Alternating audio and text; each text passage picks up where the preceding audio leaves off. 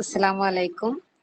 പ്രിയ focus family അംഗങ്ങളെ, റബ്ബിന്റെ അപാരമായ അനുഗ്രഹത്താൽ മാത്രമാണ് ഇത്രയും അഭിമാനത്തോടെ ഇവിടെ വന്ന് സംസാരിക്കാനുള്ള അവസരം കിട്ടിയത്. അൽഹംദുലില്ലാ.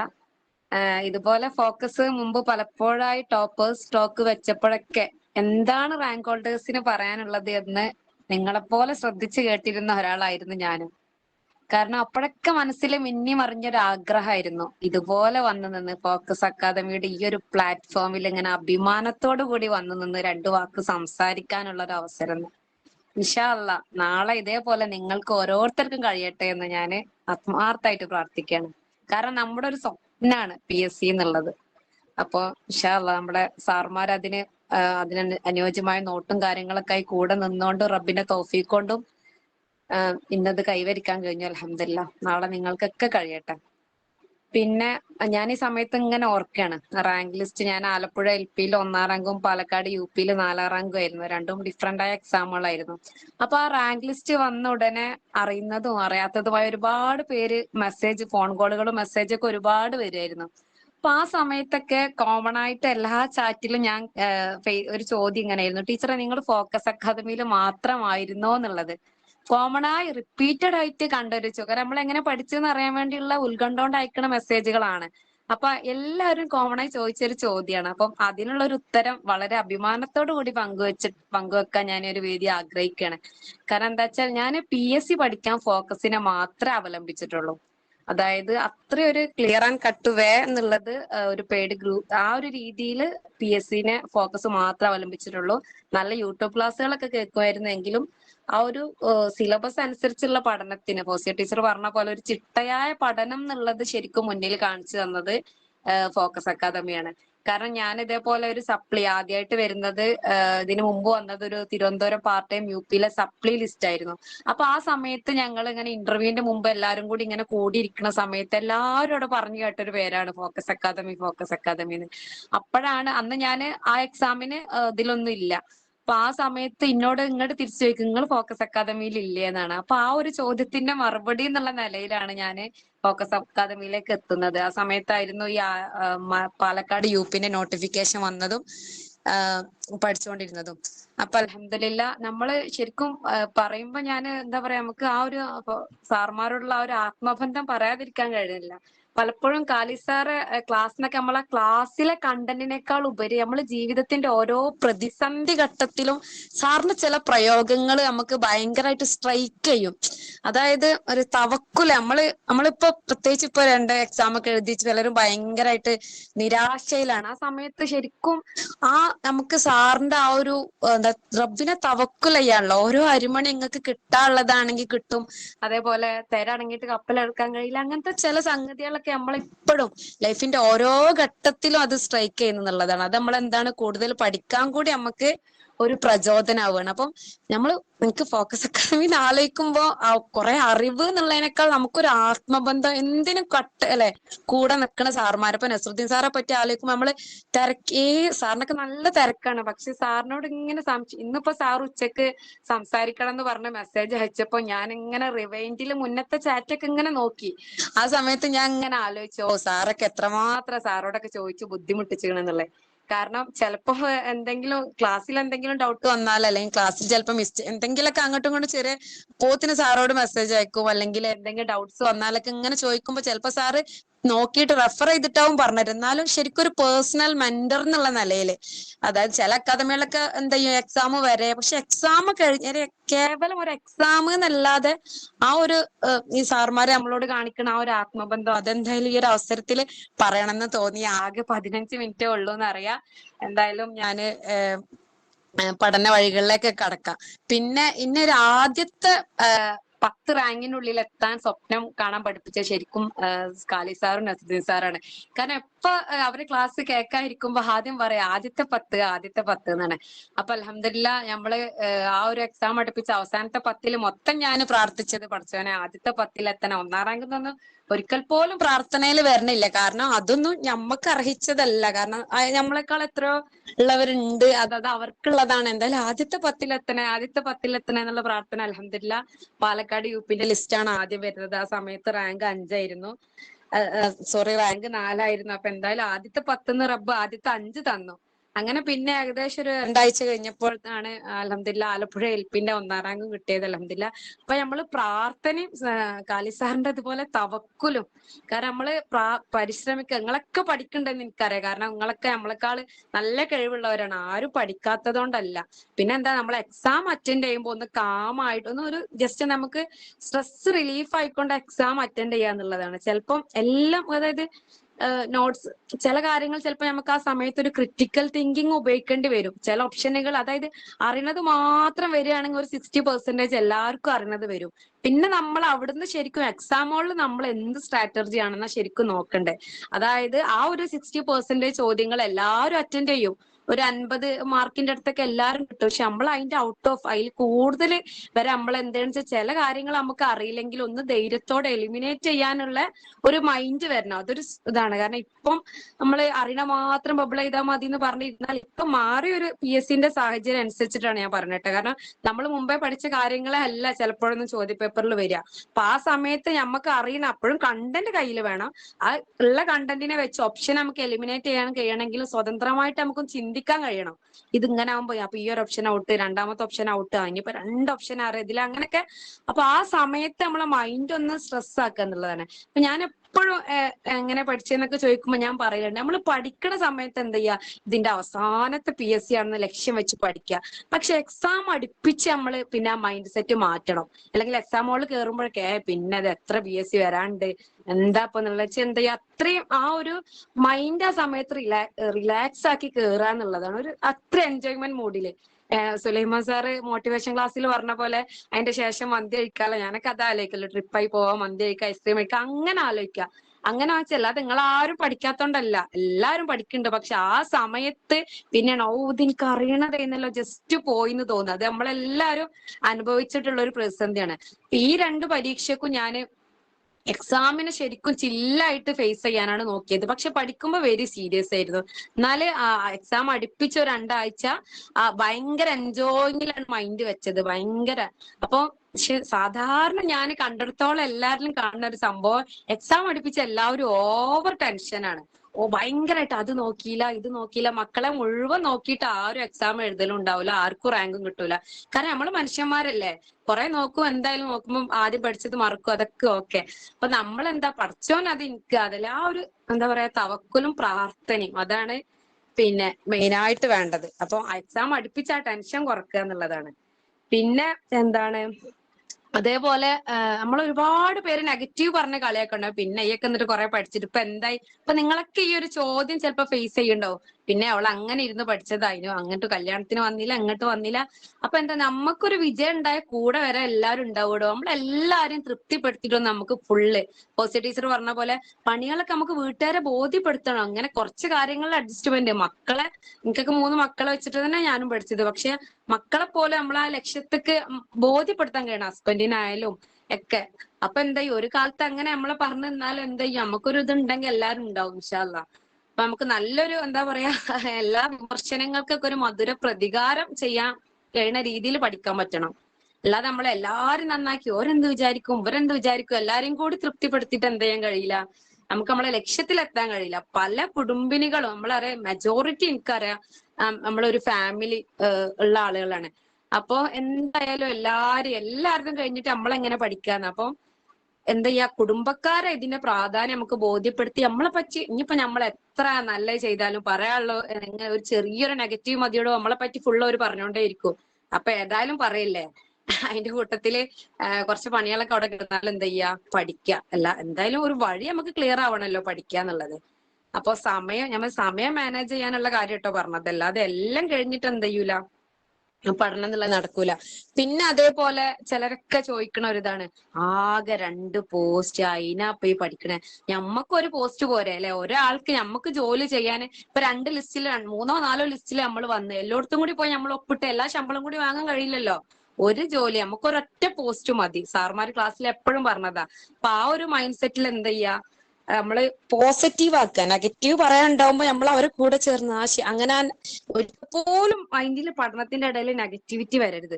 പിന്നെ നമ്മളൊരു കാര്യം ശരിക്കും പഠിക്കുമ്പോൾ നമ്മളെ പഠനത്തെ ശരിക്കും നെഞ്ചേറ്റുക. അതായത് ഇനി ആരൊക്കെ എന്തൊക്കെ പറഞ്ഞാലും നമുക്ക് എന്ത് ചെയ്യാൻ കഴിയണം, നമ്മൾ ആ പഠിച്ച കാര്യങ്ങൾ അപ്പൊ പിന്നെ ചിലപ്പോ നമുക്ക് നോക്കാൻ സമയം കിട്ടില്ല, പഠിക്കുമ്പോ തന്നെ മൈൻഡ് ഫുള്ളായിട്ട് കൊടുക്കാൻ കഴിയണം. എന്നിട്ട് എന്താ ചെയ്യാ, ആ പഠിച്ച എപ്പോഴും ഞാൻ എല്ലാരോടും പറഞ്ഞതാണ് ഹൃദയത്തിലേറ്റുക എന്നുള്ളത്. ഒരു പോയിന്റ് ആണെങ്കിൽ അത് അങ്ങനെ ആ പോയിന്റിനെ നമ്മൾ ഏത് വഴിയിലൂടെയാണോ, ചിലപ്പോ അത് എഴുതി പഠിച്ചിട്ടായിരിക്കണം, ചിലപ്പോ ഇങ്ങനെ ആരോടെങ്കിലും അതിങ്ങനെ വെറുതെ സംസാരിക്കണ പോലെ, ചിലപ്പോ ഇങ്ങനെ അഭിനയിച്ചിട്ട് അങ്ങോട്ടും ഇങ്ങോട്ടൊക്കെ പറയണ പോലെ നമ്മൾ ഏതൊക്കെ വഴികളിലൂടെ നമുക്ക് കടന്നു പോകാൻ കഴിയോ ആ വഴികളിലൂടെ ഒക്കെ നമ്മൾ എങ്ങനെ അത് മൈൻഡിൽ നിൽക്കുക എന്നുള്ളത് നോക്കുക. ചിലപ്പോ കോഡ് വെക്കലായിരിക്കും, അല്ലാതെ എല്ലാം കൂടി വായിച്ചിട്ടോ നമുക്കത് പിന്നെ വായിക്കുമ്പോൾ മറക്കും. അപ്പൊ എന്തേ കോഡിംഗ് എന്നുള്ളത് പക്ഷെ വേറൊരാളുടെ കോഡല്ല, നമ്മളുടേതായ എന്തെങ്കിലും ചെറിയ സിമ്പിൾ ട്രിക്കുകളും കോഡുകളൊക്കെ വെക്കുക. പിന്നെ ഞാന് PYQ അടുത്തൊരു ഇതായി പറയാനുള്ളത് മെയിൻ ആയിട്ട് PYQ ആണ്. അതായത് പ്രീവിയസ് ഇയർ ക്വസ്റ്റ്യൻ കിട്ടിക്കഴിഞ്ഞാൽ മക്കളെ നിങ്ങൾ അതിന്റെ ഓപ്ഷൻ അടക്കം പഠിക്കുക. 4 ഓപ്ഷൻ ശരിക്കും പോസ്റ്റ്മോർട്ടം ചെയ്ത് പഠിക്കുക എന്നുള്ളതാണ്. അതായത് ക്വസ്റ്റ്യൻ നോക്കി അതിന്റെ ആൻസർ ഇതാണെന്നല്ലോ എന്നല്ലാതെ ആ 4 ഓപ്ഷൻ എന്താണെന്ന് പിന്നെ ഗൂഗിളിൽ ചെയ്ത് നോക്കിയിട്ട് എന്ത് ചെയ്യുക, പഠിക്കാം. അതേപോലെ യൂട്യൂബിലൊക്കെ എന്നും ഒരുപാട് ജനറലിന്റെ ക്വസ്റ്റ്യൻ പേപ്പർ കാണും. അപ്പൊ അത് കാണുമ്പോൾ തന്നെ ഭയങ്കര ആവേശ. GK ആണ് ചിലർക്ക് ഭയങ്കര എന്താ പറയാ, എങ്ങനെ GK പഠിക്കാന്ന്. പക്ഷെ GK നമ്മളൊരു ക്രൈസ് എടുത്ത് GK പ്രണയിച്ച അത് ഓക്കെയാണ്. അതായത് പുതിയൊരു ക്വസ്റ്റ്യൻ പേപ്പർ കാണുമ്പോൾ തന്നെ ഭയങ്കര ആവേശ, എന്തായിരിക്കും ഇതിൽ വന്നിട്ടുണ്ടാവുകന്ന്. അപ്പൊ എന്താ ചെയ്യും, ഫുള്ള് എന്നുണ്ട് question paper, civil, woman, LD, UD എന്ന് പറഞ്ഞ ഓരോ ദിവസം ഉണ്ടാവും. ആ ക്വസ്റ്റ്യൻ പേപ്പർ കണ്ട് കയ്യിലെടുത്തിട്ട് ഏതാ ചോദ്യം എന്ന് ഇങ്ങനെ നോക്കും. അങ്ങനെ ശരിക്കും ഒരു 5-6 ക്വസ്റ്റ്യൻ പേപ്പറുകൾ, ഇങ്ങനെ 5-6 ഒരു 10-ലധികം ചോദ്യ പേപ്പർ നോക്കിയപ്പോഴാണ് നമ്മളൊരു സത്യം തിരിച്ചറിയണത്. ഇതിന്റെ അതേ പകർപ്പ് അല്ലെങ്കിൽ ഇതിലെ ഒരു സ്റ്റേറ്റ്മെന്റ് ഒക്കെ അതേപോലെയാണ് ഞമ്മക്ക് വരുന്നത് എന്നുള്ളത്. അപ്പൊ നമുക്ക് ഭയങ്കര ഇൻട്രസ്റ്റ് ആയി, കാരണം നമ്മൾ ആ സോഴ്സ് കണ്ടെത്തിയ ഇവിടുന്നല്ല അമ്പടെ കള്ള, ഇവിടുന്നല്ല ചോദ്യം ഇടണം എന്നാ റെഡി ആക്കി തരാറിന്. അപ്പൊ നമ്മള് PSനെ ശരിക്കും ആ ഒരു വെല്ലുവിളിക്കണ മൂഡിക്ക് എത്തണം. അങ്ങനെയാണ് ശരിക്കും പറഞ്ഞാല് ഞാൻ ആലപ്പുഴ LPക്ക് എനിക്ക് GKയിൽ 18 മാർക്ക് ഉണ്ട്. ആ ഒരു 18 മാർക്ക് ഉണ്ടാക്കിയെടുത്തത് ഈ ഒരു വഴി മാത്രമാണ്. അതായത് നസ്രുദ്ദീൻ സാറ് റിനൈസൻസിന്റെ നോട്ട് നന്നായിട്ട് പഠിച്ചിട്ടുണ്ട്. അത് നിങ്ങൾ എല്ലാരും നമ്മൾ പഠിക്കണ്ടേ. അതേപോലെ ആഷിഖ് സാർ നോട്ടൊക്കെ നല്ല വൈഡ് നോട്ടാണെങ്കിൽ കൂടി പക്ക ആണ്. പക്ഷെ നമ്മള് എന്താ അതിന്റെ ഇടയിൽ കൂടെ നമ്മൾ എല്ലാവർക്കും കിട്ടാത്താണല്ലോ നമുക്ക് കിട്ടണ്ടേ, അതാണല്ലോ റാങ്ക് മേക്കിംഗ് എന്നുള്ളത്. അപ്പൊ ആ സമയത്തുള്ളത് ഇതാണ്, ഈ നമ്മൾ ഡിഗ്രി ലെവൽ ക്വസ്റ്റ്യൻ പേപ്പറത്തൊക്കെ സെയിം സാധനങ്ങളാണ് എന്ത് ചെയ്യണത്, അതേപോലെ ചിലപ്പോൾ ഇംഗ്ലീഷിലാക്കിയിട്ട് അല്ലെങ്കിൽ ഇംഗ്ലീഷിനെ അങ്ങോട്ട് തിരിച്ചിട്ട് ഇങ്ങോട്ട് തിരിച്ചിട്ട് ആ ഒരു കാര്യം നമ്മൾ ശരിക്കും തിരിച്ചറിയണം. ഞാൻ പിന്നെ അടുത്ത് നിൽക്കണ ചോദിച്ചവരടുത്ത് എല്ലാവരുടെ പറഞ്ഞിട്ടുള്ള ഒരു കാര്യമാണ്, ആ ഒരു ക്വസ്റ്റ്യൻ പേപ്പർ അങ്ങനെ ഒരു പാറ്റേൺ നമ്മൾ ഇങ്ങനെ ഫോളോ ചെയ്ത് വന്നാല് അതിന്റെ ഒരു രസം നമുക്ക് ആവല എപ്പോഴാ വെച്ചാല്, നമ്മളെ ക്വസ്റ്റ്യൻ പേപ്പറിൽ ആ സാധനം ഒരു ക്വസ്റ്റ്യൻ എങ്കിലും ഇങ്ങനെ കാണുമ്പോഴാണ് ഇവിടെ നിന്നാണല്ലേ എന്നുള്ള കണ്ടെത്തിയിട്ട് എന്ത് ചെയ്യണം, ആ സോഴ്സിനെ നമ്മൾ കണ്ടെത്തുമ്പോൾ എന്ത് ചെയ്യും, നമുക്ക് അതൊന്നും കൂടി ഈ വഴി പോയി കഴിഞ്ഞാൽ നല്ലതാണെന്ന് തോന്നും. ഇപ്പൊ GKയിൽ കാരണം ഒരുവിധ അറബിയിലൊക്കെ എല്ലാവരും മാർക്ക് ഉണ്ടാക്കിയെടുക്കും. നമ്മൾ അവിടുന്ന് എങ്ങനെ മുന്നിലേക്ക് എത്താന്നാണല്ലോ ആദ്യത്തെ 10, അല്ലെങ്കിൽ ആ ഒരു ചിന്തയ്ക്ക് വരുമ്പോ നമ്മള് ഒരു മാർക്ക് ബാക്കിയുള്ളവരെക്കാളും എങ്ങനെ നേടാന്നുള്ളതാണ് ചിന്തിക്കേണ്ടത്. അപ്പൊ അതിന് ഈ ഒരു ക്വസ്റ്റ്യൻ പേപ്പർ നന്നായിട്ട് വിശകലനം ചെയ്യാന്നുള്ള രീതി നടക്കും. പിന്നെ എന്താണ്, പലരും നമ്മളോട് പറയാം നിങ്ങൾക്ക് ടഫുള്ള കാര്യങ്ങൾ നിങ്ങൾ കൂടുതൽ ഫോക്കസ് ചെയ്യണം എന്നാ. പക്ഷെ എന്നെ സംബന്ധിച്ച് എനിക്ക് നഹു ഭയങ്കര ടാസ്ക് ആയിരുന്നു. ആര്യസശ്വറിന്റെ ക്ലാസ് ഒന്നും കേട്ടാ എന്റെ തലയിൽ ഒന്നും കയറൂലേന്ന്. അപ്പൊ അത് അപ്പൊ എല്ലാരും പറയാം ടഫാണെങ്കിൽ അയിമ വെറുതെ എന്തിനാ, ഞാൻ ആലോചിക്കുക ഓൾറെഡി അത് കിട്ടൂല, പിന്നെ എന്തിനാ അയിമ സമയം കളയണേന്ന് ആലോചിക്കല്. ആക്ച്വലി നെഹ്റു പറ്റി അവഗണിച്ചെന്നല്ല, നമ്മളെ നഹുൽ വാലിന്റെ ടെക്സ്റ്റ് ബുക്ക് ഉണ്ടല്ലോ, അപ്പൊ ആ ടെക്സ്റ്റ് ബുക്ക് ജസ്റ്റ് പ്രിലിന്റെ ആ ഒരു 4 ടെക്സ്റ്റ് ബുക്ക് അത് ഞാൻ എന്ത് ചെയ്യും എന്നും ഇരുന്ന് വായിക്കായിരുന്നു. അല്ലാതെ മനസ്സിലാക്കി പഠിക്കാനുള്ള ബുദ്ധി എനിക്കില്ല നെഹ്വ്.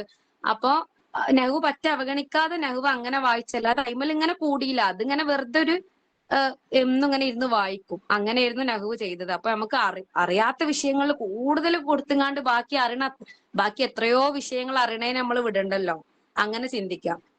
എന്റെ കാര്യത്തിൽ ഞാൻ അങ്ങനെ ചെയ്തത്. പിന്നെ അതേപോലെ നമ്മൾ PYQന്റെ ഇമ്പോർട്ടൻസ് നോക്കുക. ഇപ്പൊ നമ്മൾ PYQ എടുത്തു നോക്കുമ്പോൾ ട്രാൻസ്ലേഷനും പെഡഗോജിന്റെ കാര്യം പറയുമ്പോൾ മുനവറ ടീച്ചറെ പറയാതിരിക്കാൻ കഴിയില്ല. കാരണം എന്താ വെച്ചാൽ ഭയങ്കര ടീച്ചർ ഹാൻഡ് ബുക്ക് റിവിഷന്, അതേപോലെ ടീച്ചർ ആ ക്ലാസ്സുകൾ മക്കളെ നിങ്ങൾ മൊത്തം ഇരുന്ന് കേട്ട് കഴിഞ്ഞാൽ വേറൊരു രീതിയിൽ ചോദ്യം വന്നാൽ നമുക്കത് അപ്ലിക്കബിൾ ആണ്. നമ്മൾ ആ ബുദ്ധി എന്തല്ലോ നമുക്ക് ചിന്തിച്ചു കഴിഞ്ഞാല് കുറച്ചൊരു മാറ്റത്തോടു കൂടിയാണ്, അല്ലാതെ പെഡഗോജി ഒന്നും ഒരു ടഫും അല്ല. ഇപ്പൊ ഞാൻ ആ 2 UP ആവട്ടെ LP ആവട്ടെ 2ലും 10 മാർക്കോളം പെഡഗോജി ഉണ്ടായിരുന്നു. പക്ഷെ ഫുള്ള് പെഡഗോജി ഒക്കെ വേറെ എവിടെ, എനിക്ക് BEd ഒന്നും ഇല്ല, ഞാൻ അങ്ങനെ ട്രെയിനിങ് ഒന്നും കഴിഞ്ഞ ആളല്ല. ഫുൾ മാർക്ക് കിട്ടിയത് ടീച്ചർ ഒരു ക്ലാസ് ആണ്. ടീച്ചർ എല്ലാ ക്ലാസ്സും ടീച്ചർ ക്ലാസ് എന്ന് വെച്ചാൽ അത് ക്ലാസ് തന്നെ കേൾക്കണം. ക്ലാസ് കേട്ട PDF ശരിക്കും ഹാൻഡ് ബുക്ക് ഒക്കെ ഭയങ്കരമാണ്. അതാണ് പോയിന്റ് മാറി വരിക എന്നുള്ളത്. അതേപോലെ പിന്നെ നമ്മൾ ഇമ്പോർട്ടന്റ് കൊടുക്കേണ്ട ഒന്നാണ് ഹിന്ദ് എന്നുള്ളത്. ആ ഹിന്ദ് ശരിക്കും ഞാൻ എക്സാം കഴിഞ്ഞ പാട് നസ്രുദ്ദീൻ സാർക്ക് മെസ്സേജ് അയച്ചിരുന്നു. കാരണം ഫുൾ മാർക്കും കിട്ടി. കാരണം സാറ് ആ ഒരു നോട്ട് എന്ത് ചെയ്തു, പ്രിന്റ് എടുത്ത് വെച്ചിട്ട് എന്നും വായിക്കിരുന്നു ഹിന്ദ്.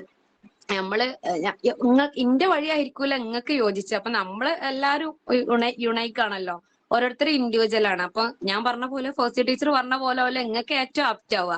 അപ്പൊ നമ്മള് അതിന് നമുക്ക് എന്താണ് പോസിറ്റീവ് ഉൾക്കൊള്ളാൻ പറ്റണെന്നുള്ളത് നോക്കുക.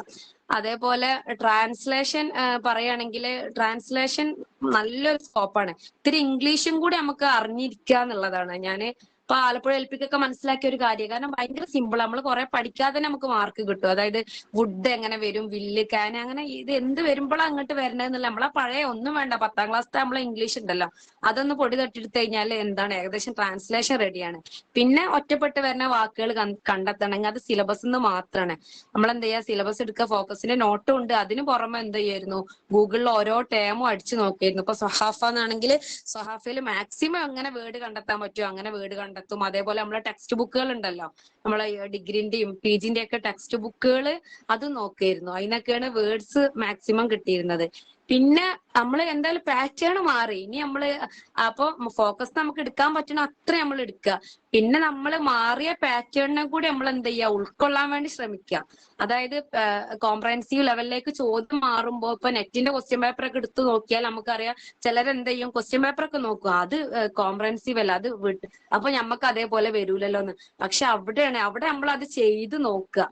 നമുക്ക് കിട്ടൂല, വേർഡ്സ് ഒക്കെ ഭയങ്കര ടഫ് ആവും. എന്നാലും ആ കോംപ്രഹെൻസീവ് അവിടെ ചെയ്ത് നോക്കുമ്പോ എന്താണ്, അങ്ങനെയാണ് എക്സ്പീരിയൻസ്. പിന്നെ അവിടുത്തെ നമ്മൾക്ക് ഭാഷ കണ്ടെത്തുക എന്നുള്ളത്, കിട്ടാത്തതാണെങ്കിൽ പോലും അത് നമുക്ക് വരൂലല്ലോ എന്ന് പറഞ്ഞ്, കോംപ്രഹെൻസീവ് എന്തായാലും നമുക്ക് വരൂലല്ലോ, ഒരു ക്വസ്റ്റ്യൻ പേപ്പറിന് അതേപോലെ റിപ്പീറ്റ് ചെയ്ത് വരൂലല്ലോ എന്ന് പറഞ്ഞ് വിടാതെ എന്ത് ചെയ്യുക, ആ കോംപ്രഹെൻസീവ് അവിടെ നമ്മൾ ചെയ്ത് പരിശീലിക്കുക. അപ്പൊ നമുക്ക് ഭാഷ എങ്ങനെ കണ്ടെത്തുക, മാറിയ കാലത്തെ വെല്ലുവിളിനെ നമ്മൾ എങ്ങനെ അഭിമുഖീകരിക്കുക എന്നുള്ളതാണ്. ഇപ്പൊ ഫോക്കസിന്റെ നോട്ടിന്റെ കൂടെ നമ്മൾ നമ്മളും കൂടി ഒന്നുകൂടി എന്താ പറയാ, അതല്ലേ, നമ്മക്ക് എങ്ങനെ റാങ്കിക്ക് മുന്നിക്ക് എത്താന്നുള്ളത് നമ്മളാണ് ആലോചിക്കേണ്ടത്. അപ്പൊ ആ ഒരു PSA തന്ത്രമാണ്. അതിന്റെ നമ്മൾ എന്ത് ചെയ്യുക, അതിനെ നമ്മൾ ഒന്നുകൂടി കുതന്ത്രം പ്രയോഗിക്കുക എന്ന് പറഞ്ഞ പോലെ എന്ത് ചെയ്യുക, അതൊരു ഭയങ്കര ഇതാണ്, നമുക്കൊന്നും പറ്റാത്ത സംഭവമാണെന്ന് എടുക്കാതെ എന്ത് ചെയ്യുക, പറ്റുന്നുള്ളതാണ്. ഞാൻ എപ്പോഴും അതാ പറയാം, ഞാൻ എപ്പോഴും ഇതൊക്കെ വന്ന് സ്റ്റാറ്റസ് ഒക്കെ വെച്ചപ്പോഴും ഞാൻ എഴുതിയൊരു സംഭവമാണ്, നിങ്ങൾ നിങ്ങളുടെ കഴിവുകളിൽ ഉറച്ചു വിശ്വസിക്കൂ, പ്രാർത്ഥനയോടെ പരിശ്രമിക്കൂ എന്നുള്ളത്. നമ്മള് ആരെന്ത് പറഞ്ഞാലും നമ്മളിൽ ഉറച്ചു വിശ്വസിക്കുക, ശ്രമിക്കുക, പ്രാർത്ഥിക്കുക, ഇൻഷാ അല്ലാഹ്.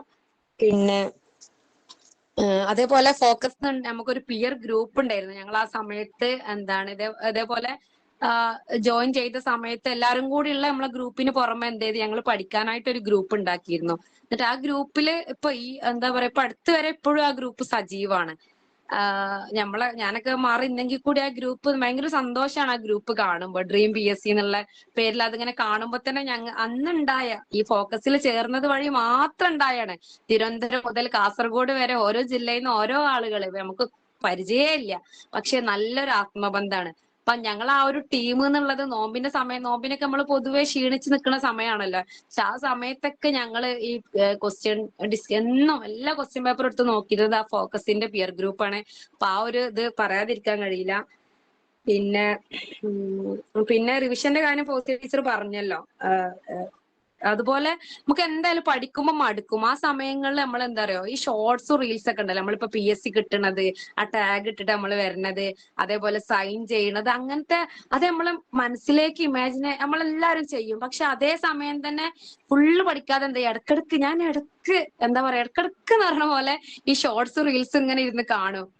ഫുള്ള് ഒരു ഹാർഡ് വർക്കും പിന്നെ ഒരു സക്സസ് ആവണം എന്താ അറിയില്ല, അതിങ്ങോട്ട് കാണുമ്പോ പിന്നെ നമ്മൾ ആ മടിയൊക്കെ അങ്ങോട്ട് ഇതാവും. അപ്പൊ ഇടക്കിടക്ക് അതിങ്ങനെ മൈൻഡിൽ കൊണ്ടുവരും. അതേപോലെ അങ്ങനെയൊക്കെ കാണുമ്പോ എന്ത് ചെയ്യും, മടുപ്പിനെ കളയാൻ പറ്റും. പിന്നെ നിങ്ങളോട് പറയാനുള്ളത്, എക്സാം ഒന്നും അടുപ്പിച്ച് ഒരിക്കലും നമ്മൾ ഉറക്കൊന്നും വെച്ച് പഠിക്കരുത്. ചിലരെ സംബന്ധിച്ച് ഉറക്ക് ഭയങ്കരമായിരിക്കും. ഇപ്പൊ ഇന്നൊക്കെ സംബന്ധിച്ചാല് ഉറങ്ങിയാലേ എനിക്ക് എന്തെങ്കിലുമൊക്കെ മെമ്മറി നിൽക്കുള്ളൂ. അപ്പൊ ഉറക്ക് ബാക്കിയുള്ളവരൊക്കെ അങ്ങനെ പഠിക്കല്ല, ഞാൻ മാത്രം ഉറങ്ങില്ല എന്നൊന്നും നിങ്ങൾ ആലോചിക്കരുത്. നമ്മളെ മെമ്മറിയിൽ നിൽക്കണമെങ്കിൽ എന്താ, ഈ എക്സാമിന്റെ സമയത്ത് നമ്മൾ അത്യാവശ്യം ഉറങ്ങണം. അല്ലാതെ നമ്മൾ ചെറിയ കുട്ടികളൊന്നും അല്ലല്ലേ, നമുക്കറിയാം പഠിക്കണം, പഠിച്ചാലേ കിട്ടുള്ളൂ എന്നൊക്കെ അറിയാം.